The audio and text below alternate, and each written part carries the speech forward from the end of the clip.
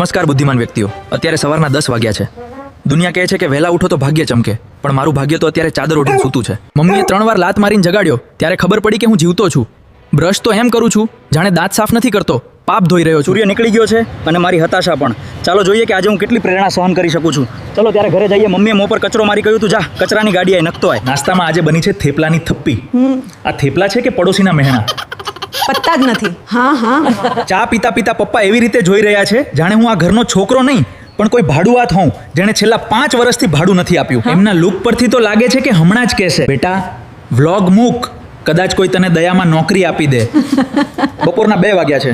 ગરમી એટલી છે કે સુરત દાદા પણ ફૂલ ફોર્મમાં છે. બહાર નીકળો તો રોસ્ટ થઈ જવાય, એટલે મેં વિચાર્યું કે ઘરે બેસીને લોકોને રોસ્ટ કરું. ઇન્સ્ટાગ્રામ ખોલ્યું તો અડધા લોકો તો એરપોર્ટ પર જ બેઠા છે જાણે પ્લેન એમના બાપાનું જ ના હોય, અને બાકીના અડધા કપલ ગોલ્સના નામે રવાડે ચડ્યા છે. ભાઈ અહીંયા રિમોટ માટે લડાઈ થાય છે ને તમે ગુલાબ વેચો છો. સાંજના 6 વાગ્યા. આ ટાઈમ છે સોસાયટી સિક્રેટ સર્વિસ, એટલે કે આપણી પાડોશી આંટીઓનો. કેમેરો જુઓ, પેલા ખૂણે 3 જણા મીટિંગ કરે છે. એમને આખી દુનિયાની ખબર હશે કોના ઘરે દૂધ ફાટી ગયું અને કોનો છોકરો કોની સાથે ફરે છે. એમની નજરથી તો સીસીટીવી કેમેરા પણ શરમાઈ જાય. એ મને જોવે છે એટલે મારે સ્માઇલ આપવી પડે છે, બાકી મનમાં તો નમસ્કાર બુદ્ધિમાન જ ચાલે છે. આમની વાત એટલી લાંબી ચાલી કે સાંજ હવે રાતમાં બદલાઈ ગઈ.